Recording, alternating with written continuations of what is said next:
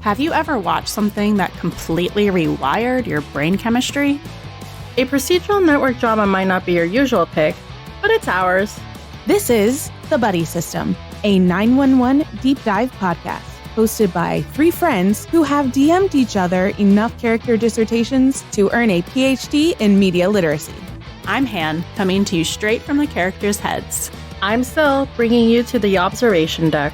And I'm Rachel, connecting the dots with my red string. With our powers combined, No stone is left unturned. And no buddy is left behind. Oh boy. welcome to the minisode we have all been waiting for. It's the Bachelor Party, and we're gonna do the thing that we did with the kitchen scene in 817, which is just kind of go through the whole thing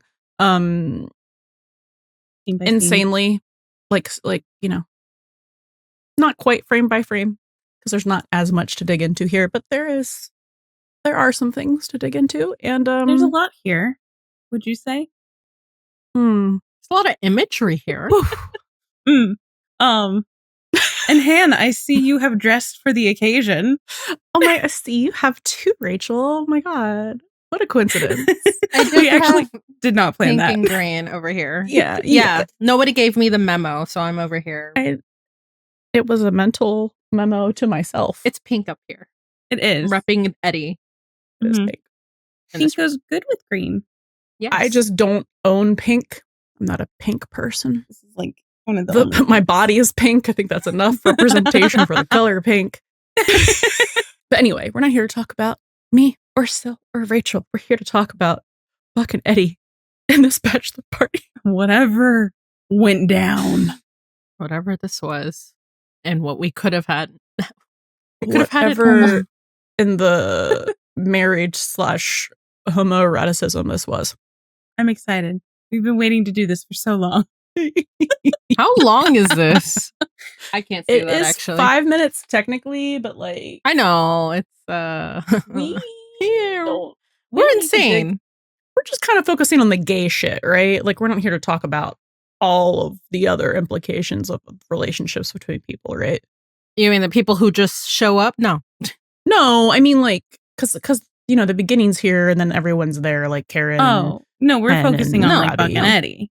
Like, and we're not talking about, like, did he really want to have a bachelor party thrown for him? Oh, No, Chimney's no. really going through it. We don't care what's happening in Chimney right now.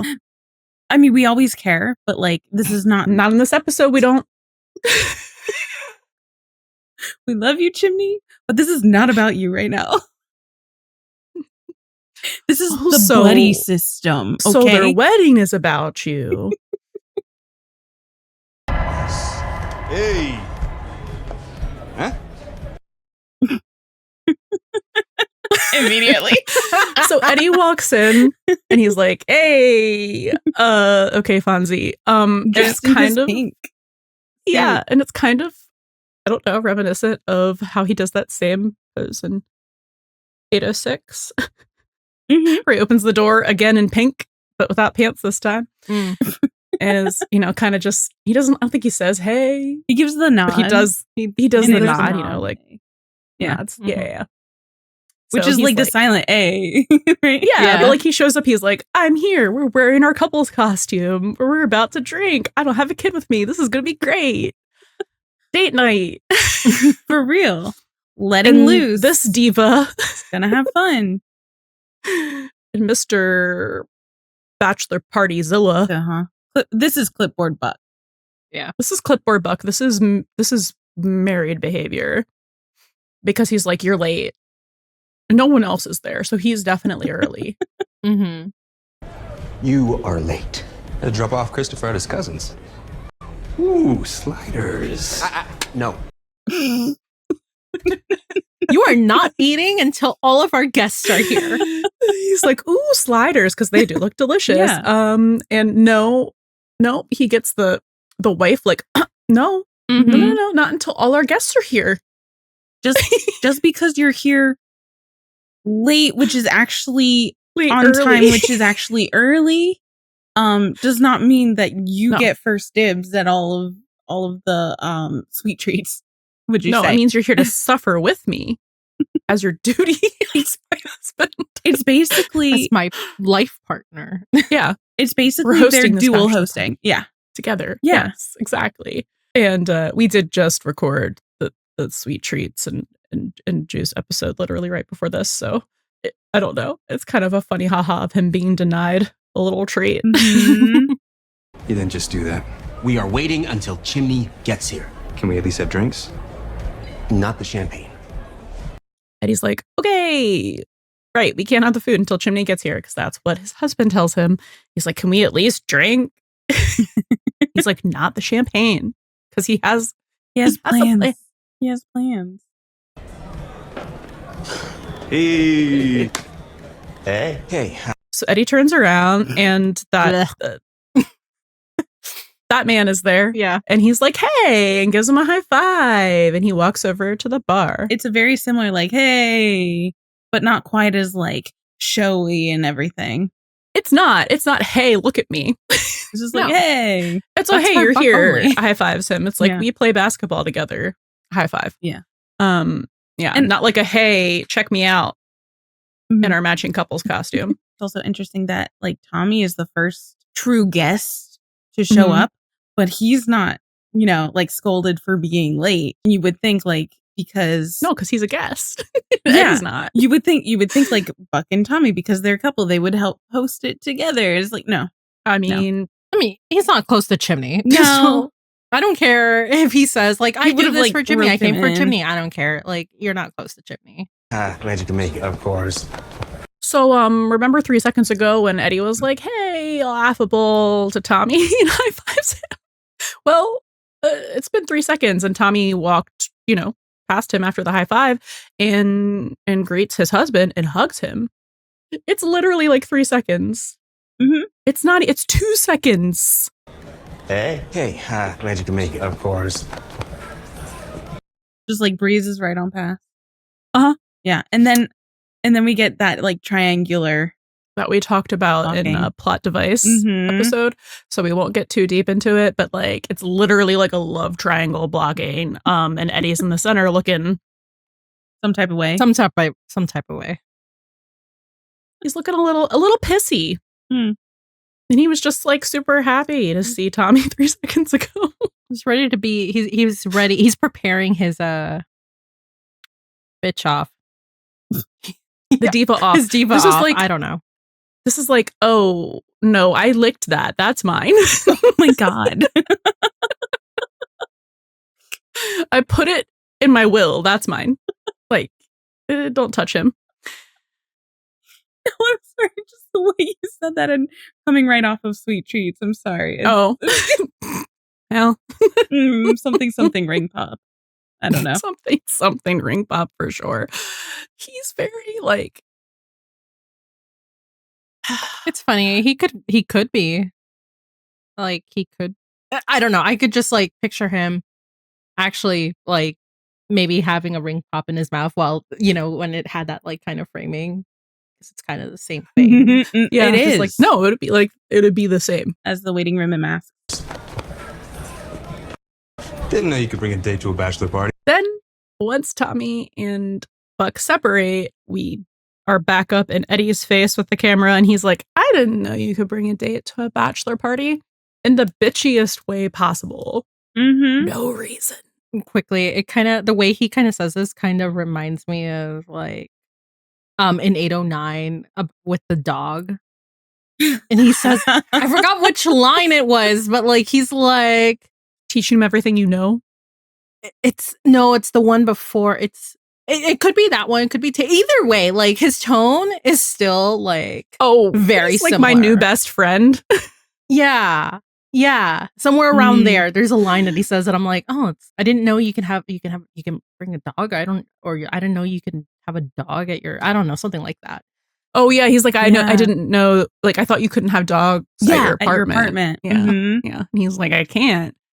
And he's like, well, what are you gonna do? And he's like, I guess I'll move. Like if I have to. And he's like, you're gonna move or For a dog. Yeah. And Yeah. like the way that Eddie is saying this here in the bachelor party, it's like, I didn't know you could bring a date. Like the words are are very like light and teasing, Mhm. but the face, Oh, it's giving bitch. Yeah. yeah, It's it isn't as like giving lighthearted Jealous. and like hee hee ha ha as the words that are coming out of the mouth, right? It's a little like, But also kind of miffed or something. yeah, Yeah. like It's- there's a dissonance there. Mhm. Yeah, well, like remember how Buck was acting in 704? How the turns have tabled. It's kind of, it's like the same aura It happening is about it. Oh, yeah. It's like, oh, I was in theory okay with you guys dating, but no, but I forgot that meant that you were actually dating. You weren't just like bro friends. now that I am confronted with the reality of it, totally different, right? Yeah, exactly. And I don't think I'm ready for this. Hey, I knew Chimney before he was Chimney. Yeah, also, he's not. So after he's like, I didn't know you could bring a date, Tommy's immediately like, I knew Chimney before he was Chimney. And Eddie is like, puts his hands up like, didn't mean any offense. With, again, the bitchiest face possible. Yeah, it's like Tommy's trying to like mark his territory here. And he's just like, I don't want to have anything to do with it. Yeah, it's like, yeah, definitely. It's like Tommy's trying to say, like, hey, I can also be a part of this too. But it's kind of like, it's kind of dubious. It's like, really though? You know, Were you though? were you really? Did you really know him? After you've said so many rude things to him.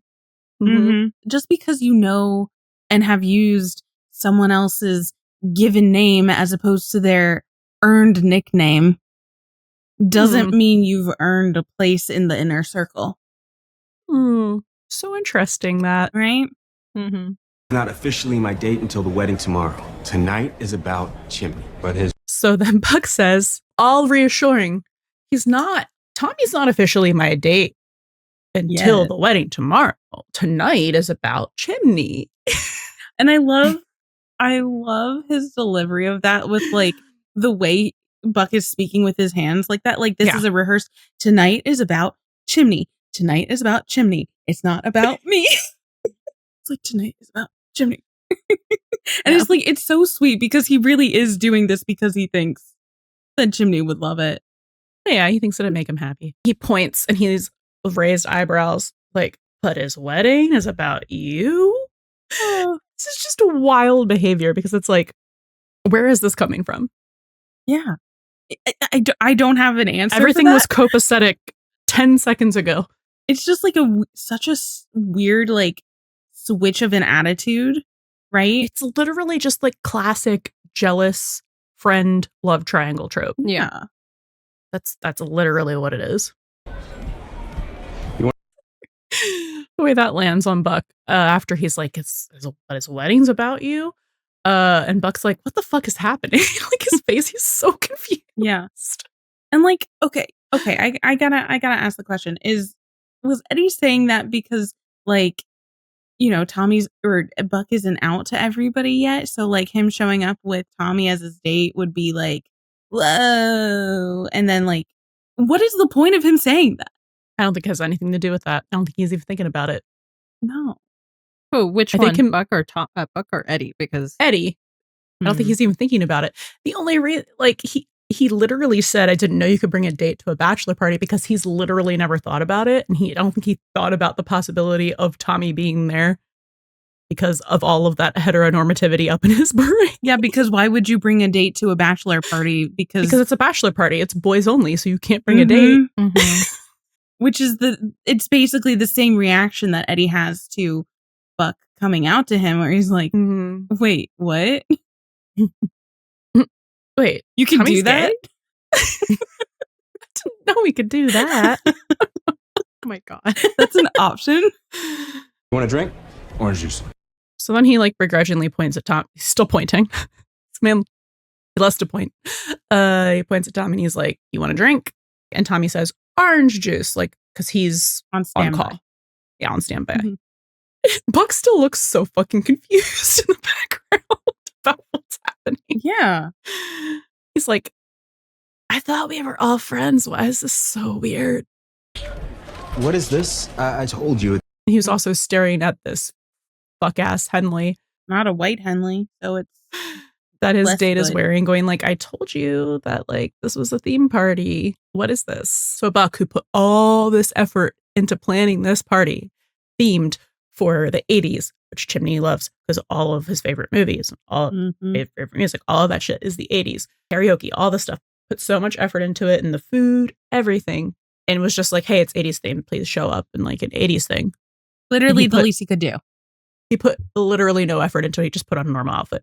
Which is kind of par for the course for their relationship, right? Mm-hmm. I mean, doesn't put in as much effort. Just shows up. The fucking red flag. I know people thought this, like in the beginning, like people thought this was silly. Oh, it's like he's gotta go on shift. I'm like, no, red flag. But anyway, I digress. Because he would have to change anyway. So it's like, just why wear not? Yeah. costume. But that's my point. It's like you could have just worn a fucking something. Anyway, whatever. This is not positive. Well, yeah, but it's literally just like the amount of effort put in by the guy that is supposed to be pursuing him romantically. None. And then the guy who is just his best bud bro, who literally suggested the matching couple's costume and showed up early to host this bachelor party with him. Putting in more effort than Buck's actual boyfriend. And Tommy's like, they were Henleys in the 80s. Okay. So that doesn't that they're does not not a costume selling make. Party City or Spirit Halloween is not selling a Henley 80s costume. No. It doesn't count. But like also like this is definitely a sign like he does not fit in the 118 because like if Chimney had been in there, right? Like I feel like he also would have dressed up. Like I feel like everyone would have been on theme. This man just comes in here, thinks that he's gonna fit in. No, you couldn't even get dressed for it. So no. He would still stick out like a sore thumb.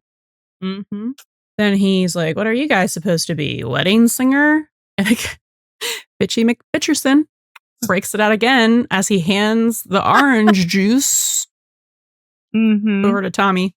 And can I just say, the gayest way possible. He really made sure there was going to be zero contact there. Right? Right? He was like, I do not want to touch you. But it also just like had the effect of looking a certain way. But yeah, he's staring like dead-eyed into Tommy's eyes like, wedding singer is 90s. You bitch. Yeah. Like it's in his eyes. His dead eyes. Right? Yeah. Like it's because Eddie is like affronted on Buck's behalf that like, this new guy that he's seeing isn't putting any effort in to even like understand the reference that the two of them are doing, which is obviously Crockett and Tubbs. And that's Miami Vice, right? Yes. Yeah. So Buck is like, Crockett and Tubbs, Miami Vice, as he pets his nice little blazer. And Eddie's like nodding and smiling for the first time in 30 seconds. 40 seconds. We're only 55 seconds into this, guys. God. Because he's like, it was my idea. We look great. Himself. Yeah. He is proud of himself. And then Tommy says, which one's Crockett? Because, the famously queer-coded character from Miami Vice. This was a trap. This was a trap. And it's also showing just like Tommy's just like unwillingness to meet them on their level, right? But the fact that both Eddie and Buck respond with like, I am Crockett. And like remind me, I'm pretty sure it's Buck's. Like the style of clothing. No, Buck's that is actually Crockett.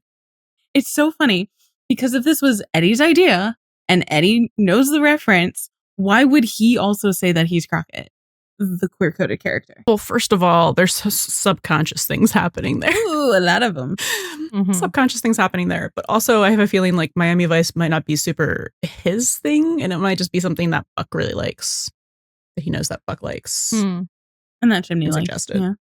Yeah, and that Chimney likes. Crockett and Tubbs, Miami Vice. Which one's Crockett? I am. So they both say, I am. And Buck is looking at Eddie like, betrayed. You're literally not. Like, we've had conversations, we planned this out. And then Tommy's looking at Eddie like, I'm so sure. Oh, the recontextualization of the after scoff. 8/11? Yeah, the scoff heard around the world. Yeah, like if nothing else, like beforehand, like solidified it for him. Oh yeah. This was one of those like tick under the box moments. Like, look at this whole scene through the lens of him already viewing Eddie as the competition. This is yeah. Mhm. I would have left. Showed up, seen them in a couple's costume, and been like, bye. Mm-hmm. Would not have bothered pursuing that. Like basically getting the 3rd degree by the best friend who Mhm. you were just so close with like the other Yeah. week. You were flying to Vegas. Putting in more effort to this friendship than you are your new romantic relationship. Okay, I'm so sure. Mhm. Mm-hmm. Yeah. So I don't know, just the look that Buck and Eddie are giving each other, like after they both are like, I am. Where Buck is like, throws his hands up because it feels like they've had this argument like already about which one of them is Crockett. Because that's a married Eddie- couple argument. Yeah. And Eddie, what is this face? It's like, please, just let me have this. It kind of Just let me be gay. And then there's this guy with the side eye. Yeah. Mhm. He bombastic side. With Tommy looking at him He's like, like, are you hearing Are you for real right now? Like, He's like, you heard him say, you heard that too, right? You're wearing a matching couple's costume and you both think that you're the queer coded character. it's Tommy being the third wheel in this whole Yeah. conversation. Again. So Hen and Karen show up. And Buck's still looking like kind of dejected. Hey! Oh, sliders! Reach for them and you'll be pulling back a bloody stump. Oh, We're just waiting until Chimney arrives. delicious. You put that back. And I can't tell, are they in 80s outfits? Don't know. Because like Hen and Karen are always so fashionable anyways Yeah. that they make And anything the 80s are look kind good. of back anyway, so it's like, who Yeah. knows? So like I can't really tell. Listen, everyone else put effort. Yes. They dressed Everyone up. else at least looks nice, like they put effort into it Mhm. and isn't just wearing like a Henley and jeans. Exactly. Hen and Karen walk in, and then Ravi walks in, and he literally grabs a slider and puts it in his mouth immediately. Waiting until Chimney arrives. Delicious. Oh, We're just waiting. sliders! Reach for them and you'll be pulling back a bloody stump. And says, ooh, sliders. And Eddie, again, with the bitch face on, is like, reach for them and you'll be pulling back a bloody stump.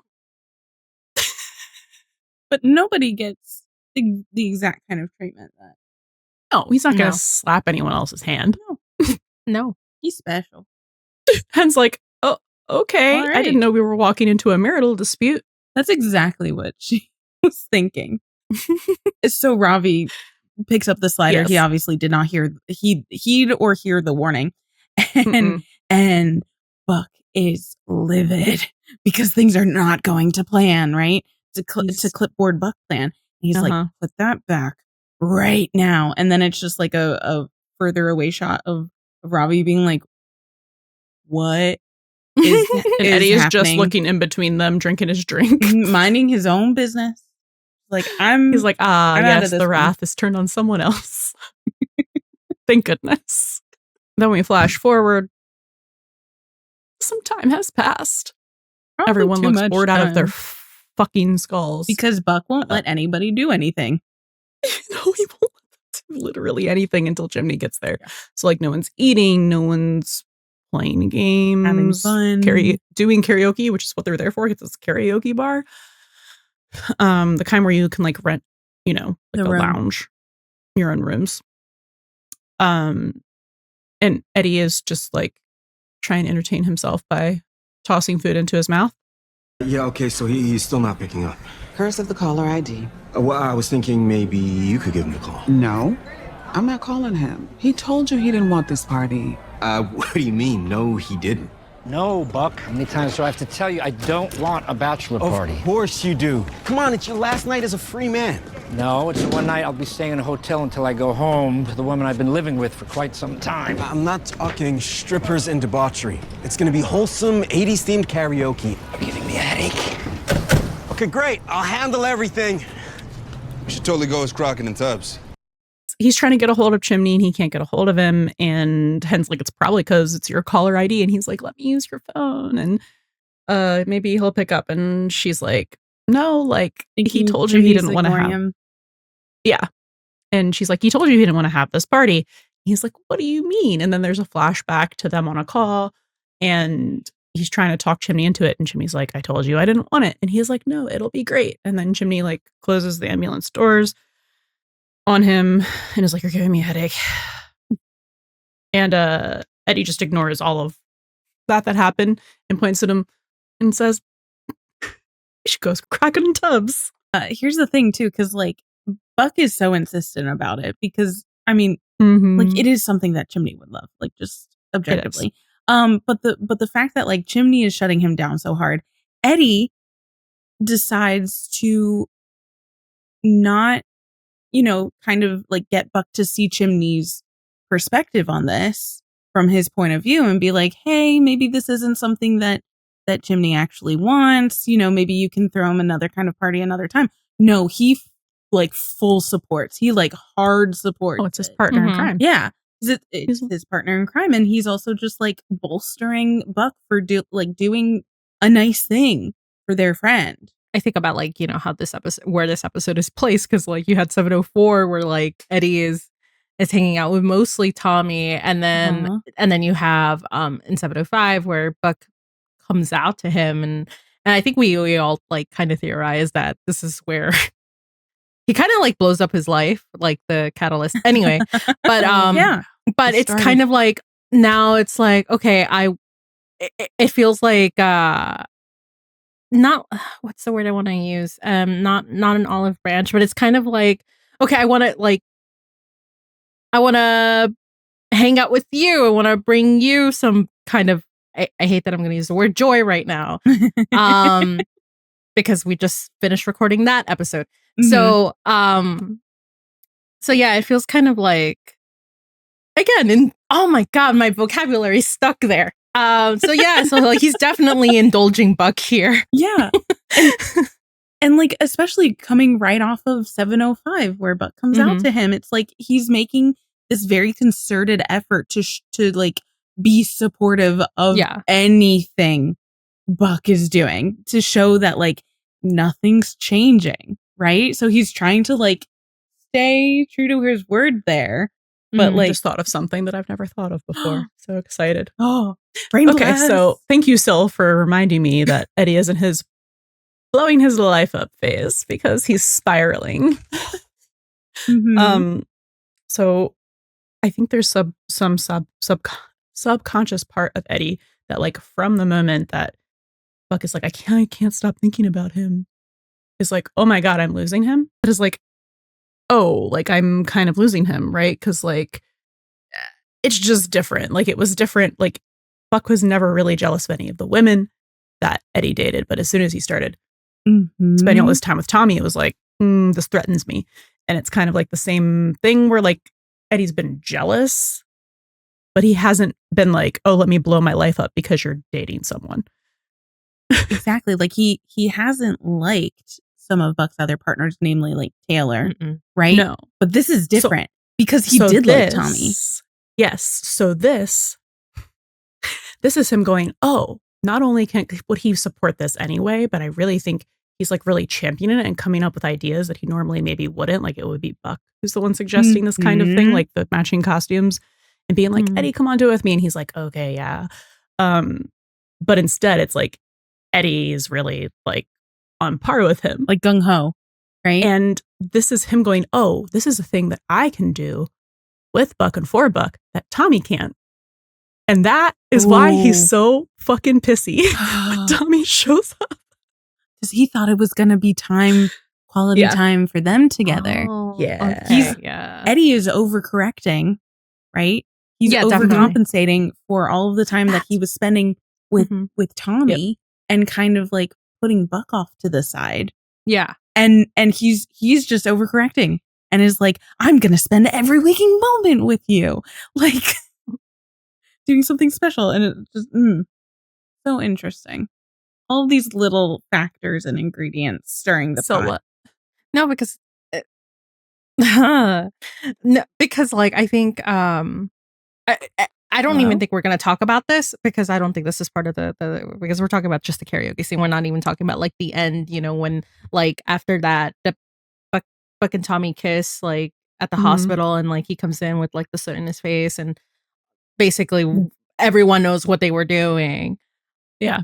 I think that was like the final nail in the coffin because like we're talking about like how he was overcorrecting. He's like overcompensating. Like I think what I was also trying to get at is that he felt bad about like hanging out with Tommy for so long, and then all of that started to happen, and it's like like kind of like what you said, Han, like that he's losing him. Now like there's evidence to what they're actually doing that he definitely blew up his life with like the whole Kim thing. And It's the next episode. Yeah. Whoa. I kind of really do want to rewatch season 7 through the lens of what we have seen from season 8. Yeah. Like 8-11 specifically. Yeah. But yeah, this is Eddie. This is Eddie going, oh my God, yes, bachelor party. Like Tommy won't be there. It'll just be me and Buck. And like I'll remind Buck how I'm the best and I'll be even better than normal because I'll be like suggesting these ideas and you know what I mean? Like I really think that's what he's doing. Yeah. And that is why he's so extra pissy because he like literally didn't think that Tommy would be there because like he's a significant other and you can't bring a date to exactly. You cracked it. Yeah. And then like season 7 as a whole, it's like Eddie losing Buck. Eddie losing Christopher. Yeah. Wow. Stop. You're losing me. Yeah. Stop. Yeah. He's spiraling thinking that he's going to lose Buck and that causes him to lose Christopher. Ooh. Yeah. They're always connected too. Yep. Handle everything. We should totally go as Crockett and Tubbs. Absolutely. He's silent in that whole scene up until he's like, we should totally go as Crockett and Tubbs. And Buck is like, classic Buck smile, like, absolutely. Like, he's so excited. He's so pumped. Yeah. And then flashback to present, and he's sad boy because everyone's leaving. Thanks. Wait, guys, come on. Really? Okay, listen, you guys, just stay for karaoke. We have a hard out with our babysitter. Thanks. We had a time. Ravi. See you tomorrow, right?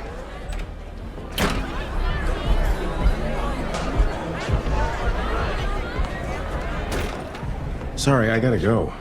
You too? Where's the fire? Angela's crest. Wait, you have to go on duty? Afraid so.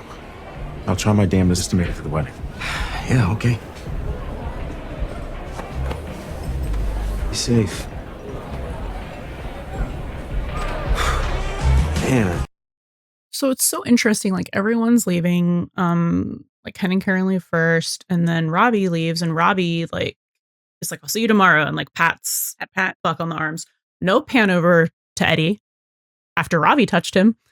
And then Tommy goes up to say that he's leaving. Like there's a call that he has to go to, and Eddie's just mixing his drinks because he's like, "Oh, Tommy's leaving. This is great. I'm having a gay old time." Mixing my little fruity drinks. Those little potions. He's just a girl. He's literally just a girl. Yeah. Oh my God. And like, and it's so funny too, because like everybody gets up and leaves and is like headed and trailing out the door. Eddie doesn't move. He's there. He doesn't even think about getting up and leaving because like Christopher is over at a friend's house. Like, what is he gonna do? He's gonna do what he came here for and spend his quality time with Buck, right? My brain literally just went, I'm with you till the end of the line.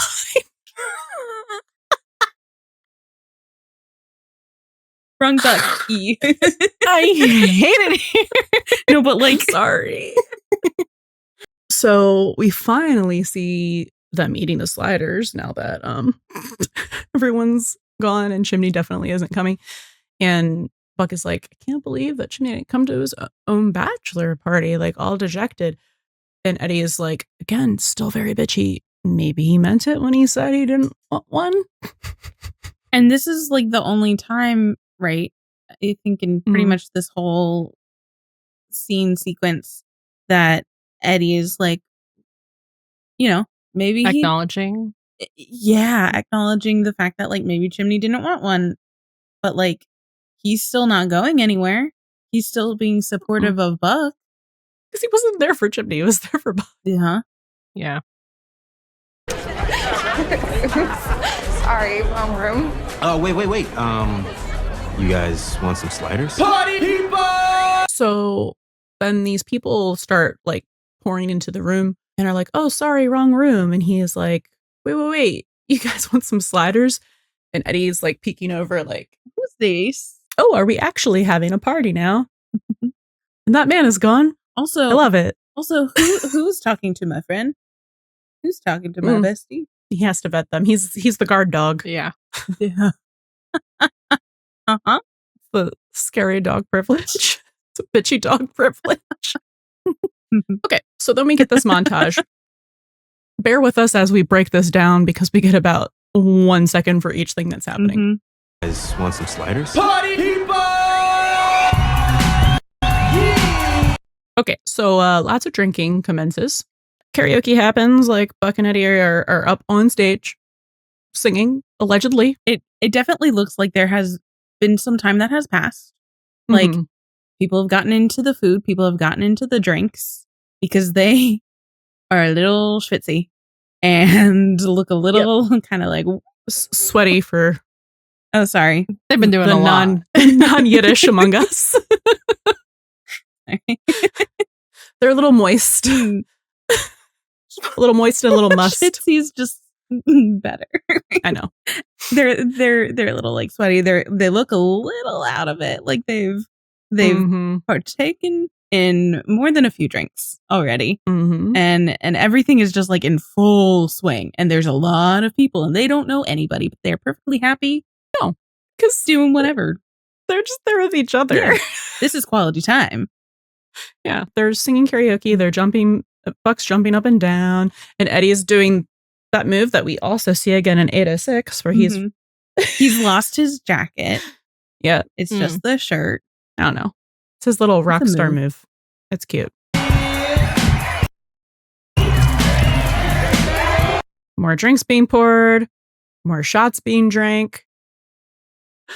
Would you like to come and sit down on top of each other? We're just friends.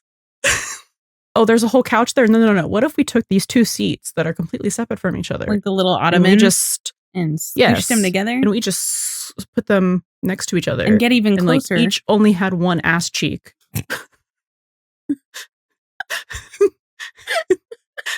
Yeah, you're not wrong. On the chair. And like Eddie is leaning completely into Buck and Buck has his arm draped over him. Like they literally could not be closer unless one of them was in the other one's lap. Literally straddling. Yes. More shots. They look so happy. They're having a great time.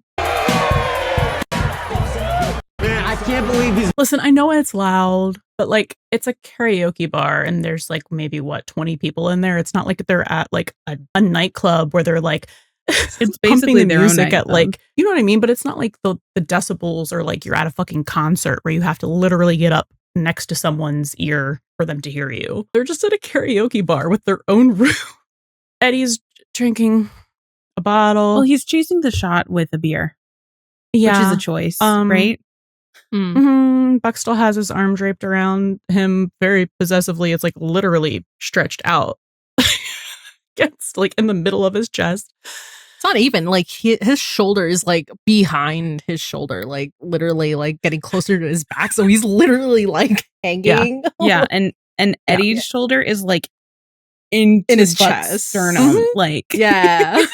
Like they really couldn't be closer unless they fused together. Uh-huh.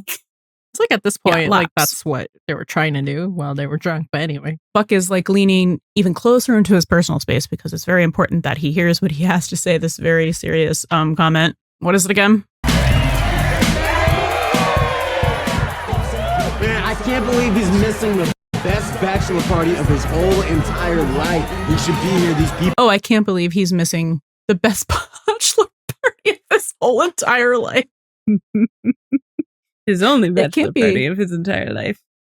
First of all, it would be the only one because Mad Needs never breaking up. And then second of all, it's not the best one of his life because he's not there. He's not there. That's not how that works. do you guys have the quote of the deleted alternate thing that Eddie says about like about Madney actually breaking up so that Buck can like throw another bachelor party? Yeah. Oh my god, he's like, that. well, maybe they'll break up. You can throw another one. That was the deleted scene. I think it was just an alternate. Or maybe it was a deleted scene or an alternate like thing in the script that they chose not to use. Yeah. Still, Eddie. No, just I remember being that so too. Supportive, just being like, "You can do another one. It's fine. It'll be great." He really is here for Buck. He's really here to support his joy, his happiness. So it's just like peak like drunk like language where it's just like, yeah, Buck is like, you know, Chimney should really be here. Like, it's terrible that he's missing this. These people love him. They don't know who he is. They have no idea. And then no, they're just like, oh, free drinks and food, great. And then Eddie's just like, they do. They really do. Just like looking around, like being so happy of like where he is and his place in the world right now, which is, right next to Buck, surrounded by strangers. Thigh to thigh, shoulder to shoulder, hand to his tit. Eddie says like, they do. They really do. They love Chimney. Nobody knows who Chimney is. Nope. And Buck, who's just like trying to be like the best brother-in-law ever, is like, oh, you know what? Maybe if Chimney doesn't come here to the party, we should bring the party to Chimney. If he can't come to the party, maybe we should take the party to him. And Eddie, who looked like he was having an out-of-body experience and had no idea who he was or where he was, goes from that to, oh my God, my husband's a genius. Mm-hmm. He's like, we can get an Uber. Foreshadowing, maybe. We get an Uber. And then they literally look like they're about to kiss and scream. We're gonna get an Uber. It's so funny because in each other's faces. Because like the eye contact is bonkers, right? Oh, it's like crazy. Like they look so out of their mind, right? So like totally wasted. And the eye contact continues to be just like, that is the only other point in the world that like they're aware of. Everyone around them was like, oh, they're finally going to get a fucking room.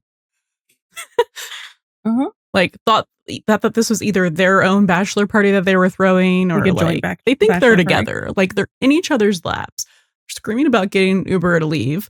They're literally like, there's no room for Jesus. How much space is between them? A few inches? 6? Generously? 6. Probably 6. It's still not enough room for Jesus. It's not how platonic bros talk, like even they're in a club. Close. No. They're so close. But this is like right in each other's faces, yelling into each other's faces. The eye contact, which is like, it's wild. It's, we're talking about eye contact. Now I'm thinking about 818 and their contact and how like they're the only ones. Like, yeah, right in front of them. Yeah. The only other thing in the world. The only other thing in the world. The focus is on. Even if there's a rooftop full of your coworkers or a karaoke lounge full of strangers, they're the only other person there. So then we cut to the hotel, and all of these strange people are outside of. Like, are they even staying with Chimney? I actually never understood this. I don't know. I don't think so because he would have had the room key. Otherwise, they would have had a key, right? Yeah, unless he lost it. I mean, that's possible, but like, we'll see. But anyway, so like, it's Buck at the door, like pounding, like, Chimney, let us in. And then all of the people who were at the karaoke bar are like behind him. And Eddie must have gotten separated from him somehow. Mm-hmm. Chimney! But he's pushing his way through all these women. The rainbow. The rainbow. And there's a rainbow lens flare. Right over him. Over Eddie's shoulder. Just right over him. As he just looks at Buck. Mm-hmm. Like, how does Syl say it? Like he's his entire world, bro. I mean, like, that's my man. He like gently pushes this woman away. He's like, oh, he pushes through all the women. Yeah. Like, got eyes for none of them. Yeah. And they're laughing like, haha, these silly gay men. Mm-hmm. Come on. That's locked. You got a key? You don't need a key. I'm sorry, I could not take Eddie seriously. He's fucking blitzed. They both are. Look at his face. There's nothing going on behind those eyes there. So Buck is saying that the door's locked and they can't get in, so he asks if Eddie has a key. And you got a key? You don't need a key. The most aggressive shoulder grab in the world. So Buck's like all distraught and like leaning against the wall. And he's like, do you have a key? And Eddie's like, don't worry. We don't need a key. And slams his right hand onto Buck's left shoulder. Left shoulder, where it goes. Classic. We're firefighters. We're firefighters. And like, he says it in his weird, sexy voice. It does. It does something to my brain. It's locked. You got a key? You don't need a key. We're firefighters. We are. Like, why'd you say it like that? Bro. What are we doing here? Honestly, if all those people weren't there and he said this line like that, I would think something else is happening. No, that's the thing. That's the thing, right? The way in which he says that is very just kind of like a sultry bedroom. Mm-hmm. Yes, that if they were alone and you were just like walking through the hallway happening to overhear that, you would think that would be like they're about to like so yeah, they're like, about to like bring down the door. Faster. Oh well, yeah, we need to move. like because we're about to witness be some something indecent exposure. Like they're obviously like,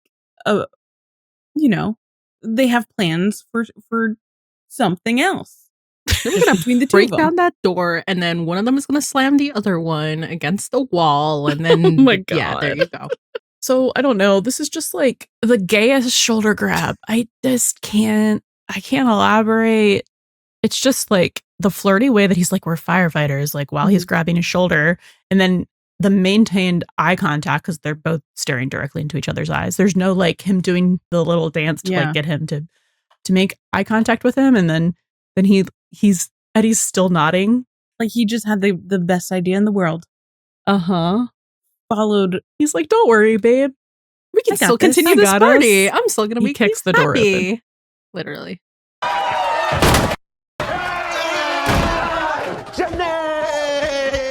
So they cross the threshold, right? Mm-hmm. Together. And they break the door and they cross the threshold together. Buck literally like hops from like has his shoulders on or has his hands on Eddie's shoulders and like hops over and is like looking for Chimney like, hey, we're here. We brought the party to you. Chimney is nowhere to be found. They're so sweaty. They look like they were in highlighter. Oh, he must still be in bed. Maybe we should let him sleep a little bit. He is getting married tomorrow. Yeah. Oh, hey, guys. First logical thing that Eddie has said all night, actually. Mm-hmm. Where like thoughtful, like normal Eddie. Yeah, because they see that Chimney isn't there. His tux is still hanging up on the door, and Eddie is like, "Well, maybe we should let him sleep because he's getting married." Mm-hmm. Meanwhile, he's looking at the champagne that was delivered to the room. So, like, because he wasn't allowed to have the champagne back at the karaoke lounge. Exactly. So, like, his words are saying one thing, but his everything else is saying another thing. Like, let's not end this party just yet. Guys, hey. We just gotta keep it down. And then Buck's like, guys, we just gotta keep it down. And then there's another montage. And this is going to be another like second by second sort of thing. All right, the jackets back off of both of them now. No jackets. They're partying hard. They're They're like jumping up and down, dancing. Eddie's got another beer. They're both looking at each other. They are like still tethered together. It's like it's slow motion, right? Because like they're drunk. Everything's distorted. But they're still just looking at each other. Yeah. Everyone is kind of looking at them. It's like everyone is like, they are the party. You know, like when like you're at a club and there's like the break in the circle for like the dancer to like do their own little thing. It's like that, but it's just these two idiots. Yeah, like the center of attention. No. They don't. So they're bouncing up and down, looking like they're having a grand old time, partying with these people they don't know. Buck is like, okay, so this is interesting. Buck is shuffling out the cards like it's money. Yeah. and he's already got like a stain on his shirt now, right? Yeah. And Eddie, again, never too far away, is looking on like it's the greatest thing. He's holding on to his beer, just like watching this shot. How do we begin to explain this? Well, it's a close up shot of Eddie. What we have here is a sequence of progressively more phallic imagery, shots of them drinking. There's no other way to go about that. Like, I'm sorry. It's just all very, there's lots of innuendo because it's just like close-ups of their mouths and them pouring alcohol into it and into each other's mouths. That's obscene. Yeah. I did not need to see that on a quarter speed. So why does that's a lot. It takes up the entire frame. His face drinking. I'm assuming this is whiskey or tequila. He's moved past. Eddie has moved past the beer, and now he is imbibing even more. It takes up the full frame, and then the immediate next one cuts to his shirt getting ripped, like the sleeves getting ripped off, and the buttons, which we know from a shot that didn't make the final cut, but we did see because a hero. I think someone like one of the crew members. Was it Oliver? It was Oliver. Yeah, it was Oliver. Okay. Posted Buck tearing the shirt, like finishing the job. Like it wasn't necessarily started, but like he ripped that sleeve off and then like tossed it around. No, he was like, I won. This is like he was at a basketball game, right? Yeah, because he's like behind him. He's right behind him. He's right behind him. Again, never too far away. I'm sorry, why did I just get flashbacks? Janet Jackson's Super Bowl wardrobe. Where she like looks down at her tit. That's what he does. Right? It's kind of the same thing. Okay, anyway. And then it goes from that, we're now to the shot of both Buck and Eddie. They've got DJs now and drag queens. Who were definitely not there at the karaoke bar. No. They just like showed up with their DJ stuff apparently, and Buck is like DJing and Eddie's just like there being supportive and pointing with his sleeves ripped off and the buttons undone. Just like yeah, that's my best friend. And just like, who are these immaculate drag queens? Where did they come from? Who invited them? Or did they just show their up? Story? I need to know. She and she. They just look like they're having the grandest time. They do. They're having so much fun. They have never had this much fun in their entire lives. And honestly, I think that's a true statement. Okay. I'm trying to figure out if that's him or not. Okay, so I am going to say that in that next shot of Buck on the couch and someone pouring the beer bottle into his mouth, I actually don't think it's Eddie. However, in one of those deleted like scenes that they never used, that our hero Oliver Stark put on his stories after this episode aired, there is a part where Eddie is actually pouring it in, but in this particular shot, I don't think it is. Yeah, and it's just like a wild shot too, because it's kind of like, you know what? It's kind of like the visual opposite of the one we just got with Eddie. Where that one was the one from Eddie was kind of like coming from below a little bit, but the one with Buck is coming from above. So like if you put those shots so together, interesting if you stack those on top of each other. Ooh, Agreed. Yeah. It's said. We're just reporting the news. Listen, we didn't make this up. They're the ones that chose to do these shots, okay? Yes. Not us. Yeah. No, I don't think wild it that's out. his hand. No, it's not. But just like, no, It should that's have so been. weird. Hold on, that's so weird. That's so weird. Because the shot with Buck getting the liquor poured down his throat, and he's just like shaking his head back and forth, and forth. Cut to Eddie shaking his head back and forth, doing his little like dancing move. And again, a shot that like he's above and Buck is below. Yeah. Anyway. Yeah. Wow. Yeah. Eddie is like swishing it around in his mouth, so it's like you're my God, no way to talk about this serious.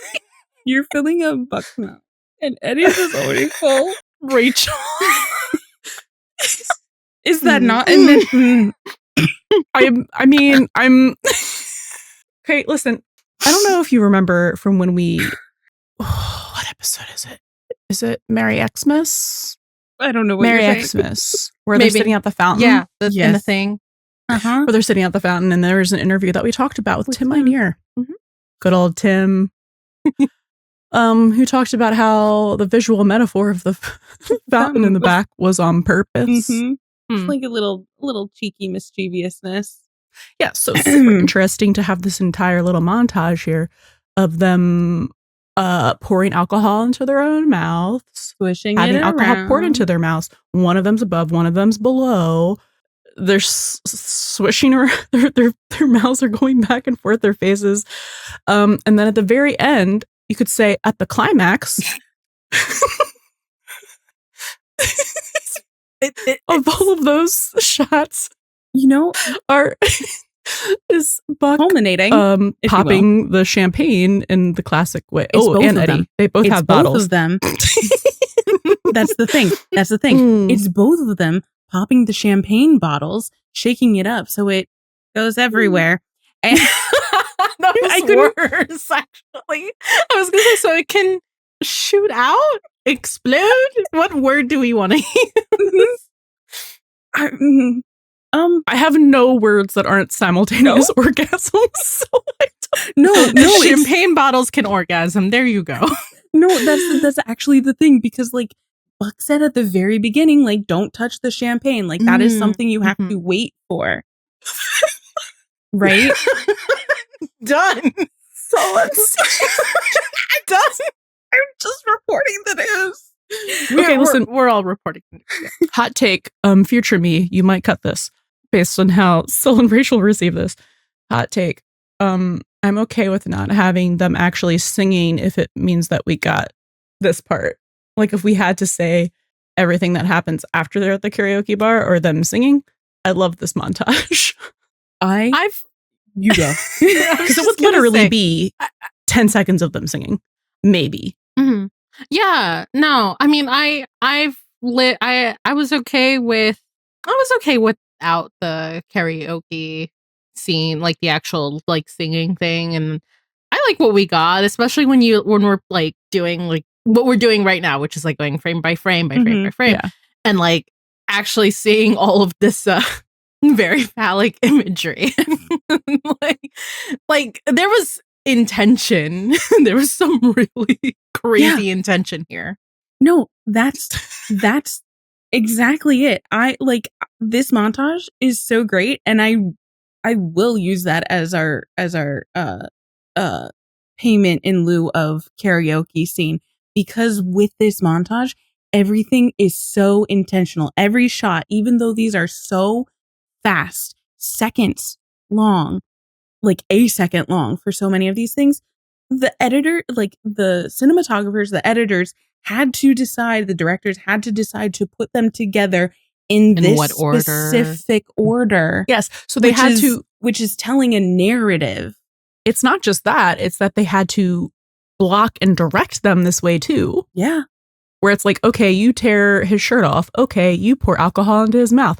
Okay, we're going to get a shot from below here and a shot from above. It's all of the levels that went into planning out this very specific little montage here. Because it was thought out beforehand too, which makes it even better because like I'm sure there are some little like bits and bobs that were found in the editing process. You know, that happens sometimes. But like the fact that they got all of these shots, just like in general, for them to be able to use and put together in a narrative montage like this, which is very suggestive, which has a lot of innuendo. Yeah. Like that is so purposeful that like I'm fine with that. I can't remember the specific quote from Tim, but I remember him talking about this in an interview after it came out that like they achieved in just the couple seconds of the karaoke scene, like what he wanted to accomplish. And like, you know, that he had other things that he wanted to have on screen during that scene, basically, that like to tell the story that he wanted to tell. So, and like, I don't know, take from that what you will. And like, honestly, I totally just like as an aside, I totally understand why they cut so much of the karaoke party down because this episode was about Chimney and Maddie. And so like that makes absolute sense. This is just pure like for the audience. This is for us. This is for us and this was for Tim. Like this is Tim and fan service. Exactly. Tim service, if you will. So the fact that like they even included this much is kind of a gift that I don't think should be overlooked, even though like we don't get any of the singing, which you know we'll always be a little sad about, but like looking at this frame by frame is wild because they did it so intentionally. And he did go out of his way, I think, during season 7 to make sure there was a buddy scene in every episode. Every episode that they were both in. So yeah, and I think he kind of did it. Well, except for the Contagion arc. I was going to say he did it in 8 too. Yeah, he did.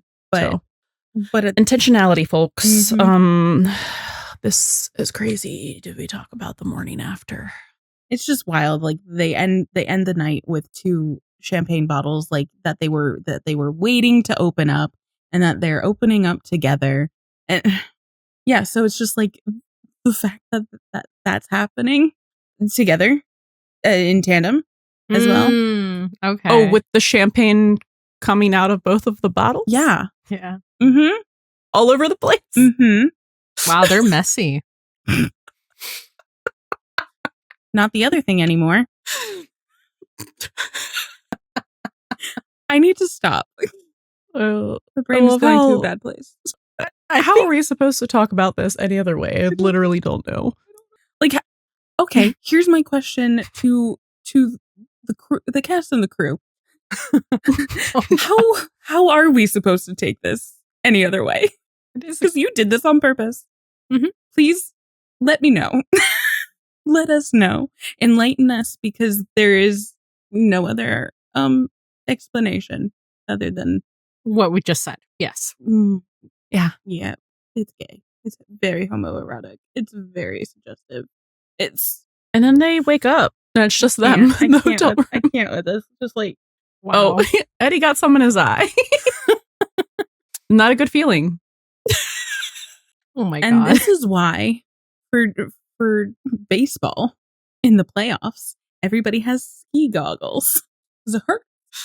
Wow. I mean, she's been through it. Yeah. So Buck is waking up the morning after on the floor, covered in feathers, and he's wearing other a assorted things. Yeah.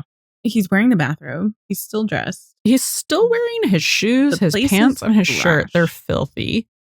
Yeah. But he has a bathrobe on top of it. Yeah, and if we look in the background, I think the sofa over there, it is like singed. Because we see at some point like his pants are singed too. But like, how much did they have to pay in damages? How much do you think? This is one of the reasons why they have such terrible credit. Oh yeah, the both of them. Oh, Chimney made them pay for it. Yeah, and he's just like taking stock of, I think, himself And he's yelling for room? Eddie at this point. Buck is taking stock of like the room, which is absolutely trash. Nobody else is there. You know, not even some hangers on. And the only other living thing, as far as we know, in the room is Eddie with his little legs lying in the bathtub with his legs hanging over the edge, not moving. So I think Buck is also thinking like, oh my God, did Eddie get alcohol poisoning? Is he dead? He's not moving. And then he just like pops up like a little daisy. Looking as the only thing left of his shirt is the collar, just like BT dubs. But his shoes and his pants still on. It's giving very Chippendale, not gonna lie. Yeah. No, 100%. Oh yeah. Nope, you sat up too fast. Oh. Yeah. This always reminds me of a scene in Sense8 where Leto is drunk in the empty hot tub. It's giving the same vibe. Yeah, with the flip flop. Like, Hernando, I lost my flip flop. It's giving the same thing. Yes, this gif. I found my new hobby. It's watching that on quarter speed. That's spray paint on the ceiling. I love that they use the feathers because, like, there's some stuff in his hair, you know, like the white. Yeah. Because what else were they gonna do? Just feathers in both of their hair. Interesting. Yep. This is insane, actually. Eddie is fighting for his life. Oh, absolutely. Yeah.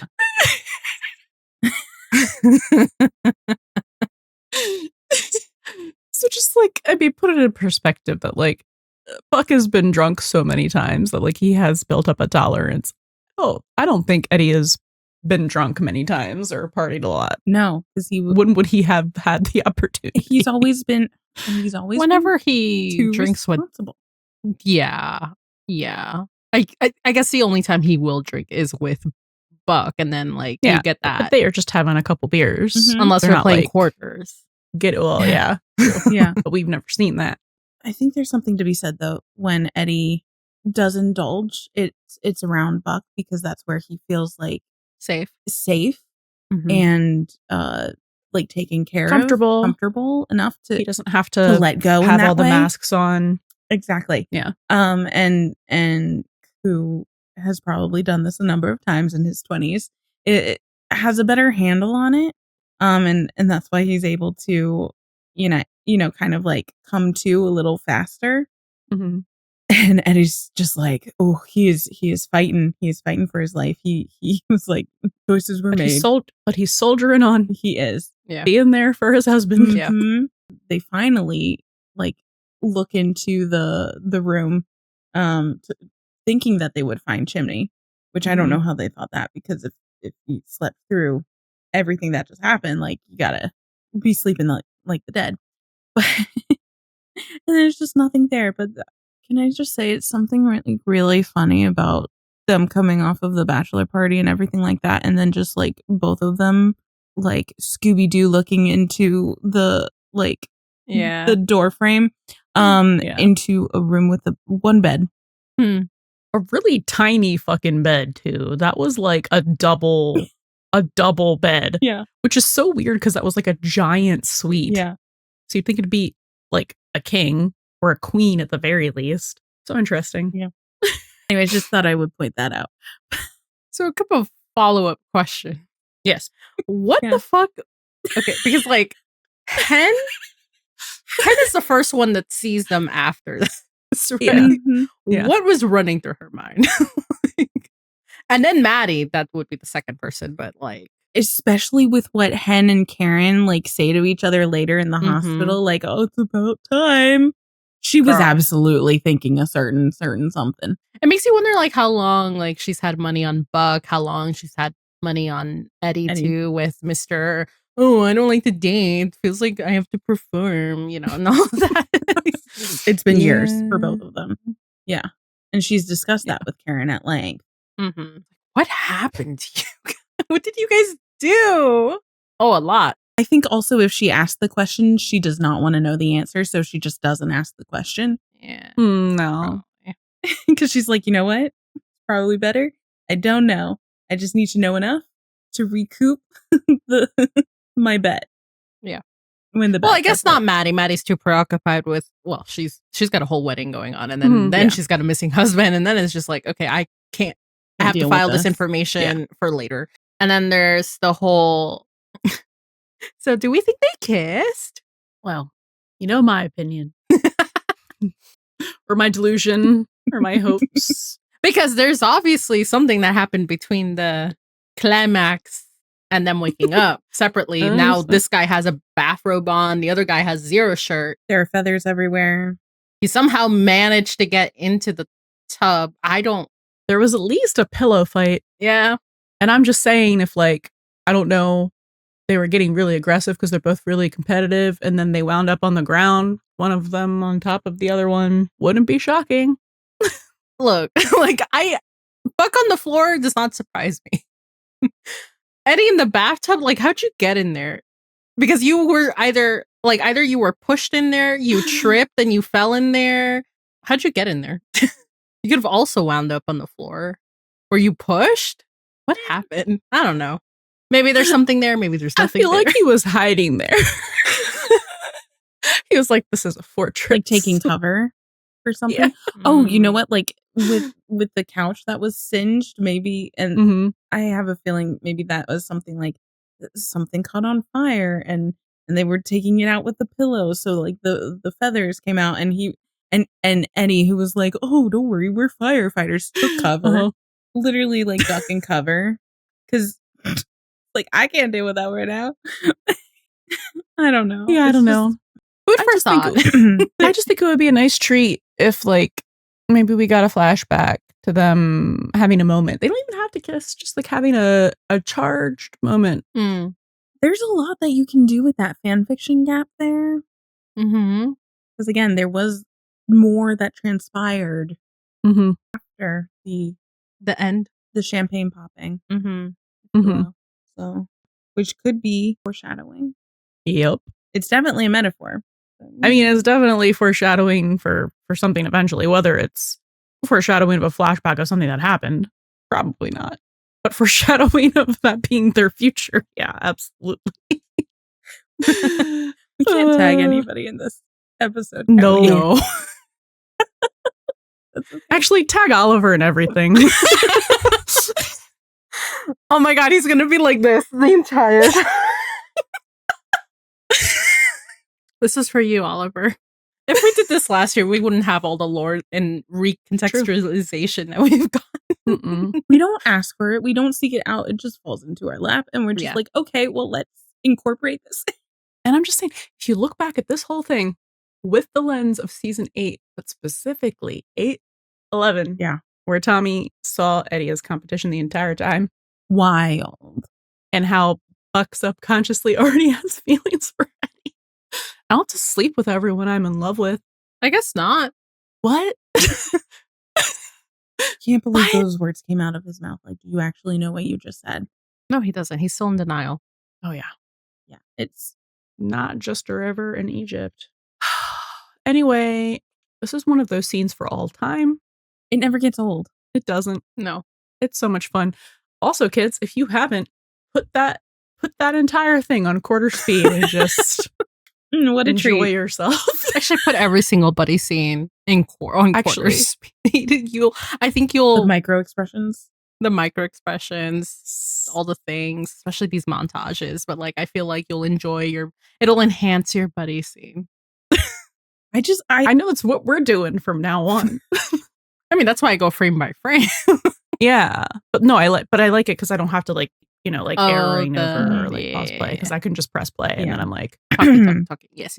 I just cannot get over that montage with those 1 second clips being just like that consecutive sequence of them. Yes, it was a sex scene. I know. Yes, it's a sex scene with champagne orgasms at the end of it. That's what it was. When I say I can't believe that, I mean I absolutely believe that that's what they're doing. I just can't believe that like past standards and practices. Yes, They get a lot past standards. They do. They're very smart. They're very smart. They're very subtle for like things that, you know, if for people who aren't watching it at quarter speed would not necessarily pick up on. Well, I think especially for like anything that's kind of queer or like, you know, the heteronormative shit, like double meaning practices aren't picking up on it. Like the cock ring thing and with the ring cutter. Like they were not picking up on that. No. What else do you have a ring cutter for? This is the same thing. Yeah. I just want to like know some of the conversations about like planning all of this and putting it together. Yeah. Like regarding like the editing process of, oh no, it should be this shot and this shot, then this shot, then this shot. Can someone remind me what episode it is from season 7 where Eddie asks Buck to talk to his kid about no. Is it the first episode? You mean the one where he has the extinguisher? Yes. Yeah, Is 701. It's 701. It's 701. Yes. Mhm. So interesting. Yeah. So anyway, in 701, yeah. there's a scene that's like almost foreshadowing. Mhm. It's literally foreshadowing for this. Because he's literally like, in only one case is there underlying sexual tension. So like if you look at Buck Tommy and you look at Buck and Eddie, Mm-hmm. and I'm just saying one of them kissed and one of them. Meanwhile, he says that like holding the extinguishing hose. Oh and yeah. it's the same thing as the champagne. And looking at Eddie while he does it. You know, when we had the summer of Buck Fidelity, this really was Buck Fidelity. Well, I guess it wasn't his official boyfriend yet, but I mean, no, but Eddie was seeing her so. I mean, he starts doing whatever in the next episode anyway, but my God, these two are so messy. So messy. in so many ways. There's so much to read into here. I hope we did it it's justice. insane. I can't wait to go back and like do Buddy more scenes like this. More scenes. Well, and looking at season 7 and 8 specifically, for like their Eddie's queer coding and the Buddy stuff. Yeah. Together, because I feel like there's so much foundations laid starting in 7 that just keep building. Yeah. Like we haven't even seen all of it come to fruition yet, but it's there. Yes. And I know that we've noticed it, but like it's like looking back on it now again. Mm-hmm. Just lying in wait. After watching 8 is like wait for it. Crazy. Yeah. It's kind of like how people are saying that ever since they switched to the new network, season 7 is kind of like their season 1. And it's the foundation or the beginning or the ground, like the small bits of seeds and, you know, like just the groundwork for Buddy. And then we get like season 8 is actually like season 2 and we get more hints and so on. And I'm sure we're going to get more. And so season 9 is going to be goated. Oh, yeah. Because it's like the new season 3. It's gotta be. Yeah. I mean, really, when you season 3 is their best season. Yeah. When you think about it, season 7 was, if it's like the season 1 for ABC, it's putting a lot of that 10 episodes, that subtext in there, right? And then 8 was bringing that subtext to the surface for the GA viewership, right? So then 9 is just going to be building off of that in more obvious ways. Yeah. So they really are like building that foundation where it's like, okay, that was under the surface. Okay, we brought it to the surface. Now we're going to really like build it up. Yeah. As evidenced by what we just witnessed. Yep. Which is something. This was sure is. All right. Anyway. I can't talk around all the sexual innuendo anymore. Who knows if this video will be allowed to be monetized on YouTube. We're not monetized yet, but once we are, I don't know. It's okay if this one isn't. I think it's fine. It's okay if this one isn't. It's fine. We did the best we could with the material we were given, which was a sex scene. We're talking about it academically. We are. That's this is fair use. Yes. Academic. Well, it's not that it's not fair use. Well, it's just that content. like you can't monetize things that's like heavy sexual. Yeah. I mean, we are looking at it academically, as academically as we can. We're like, academically, these two are gonna fuck. Well, if that is the conclusion we come to academically, who's to say no? Well, Hey, listen, this is Especially- how this is basically kind of like my college class, which was LGBTQA in literature. No, in Spanish literature. That's the Latin American. I think it was like Latin America something, but like I took a class on that, so that was we had to do this basically, which was what we just did, which was go through a scene, talk about it, imagery, all that stuff, queer coding. So I love that. See, this was just karaoke party 101. Oh God. May we have more scenes like this to dissect in the future. Yep. Thank you for your service, quarter everyone. speed. 911. Anyway, I hope you enjoyed this minisode, and if there are other, I guess, scenes or little minisodes that you would like to see, let us know. Enter it into our suggestion box, which would just be like on Patreon or Discord or replies on social media. We're open to suggestions. Yep. Because this was fun. This was a time. This was a lot of fun. Yeah, remember, don't throw a karaoke party. But if you do, take a buddy with you. Thank you for listening to the Buddy System podcast from start to finish. we literally cannot shut up about 911, so please come talk to us on your favorite social media platform. We're at Buddy System Pod everywhere. That's BUDDIE System Pod. Leave a 5-star review on Spotify or Apple Podcasts to get a personal shout out in the next episode. The Buddy System is a Nerdvergent media production featuring music from Divinity. Can't get enough of the buddies? Subscribe to our Patreon for access to exclusive content and our Discord community. Catch you next time, and don't forget, Bring a buddy with you.